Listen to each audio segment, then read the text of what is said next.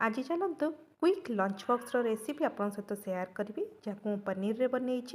से पियाज capsicum tomato को एमती लंबा लंबा कर काटी नहीं कड़ई रे तेल गरम करवा जीरा फुटे नवा ये कंचा लंका मुझे छोट पिला बनइले कंचा लंका को स्किप करें सबू वेजिटेबल्स जहाँ काटी एकाथरके देदेबा थे टिके लुण देकी घोड़ेकी या 2 ରୁ 3 मिनिट पर्यंत कुक हवा को दबा 2 ରୁ 3 मिनिट कवर खोलिक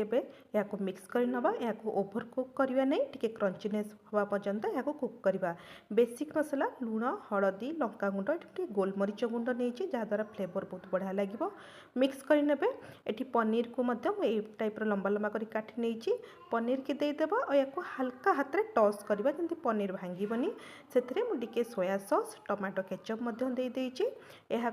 आउ 1 मिनिट एमती टिके भाजी नवा या बहुत जल्दी हो प्राय 10 मिनिट लगे रुटी परोटा सहित एंजॉय करवा।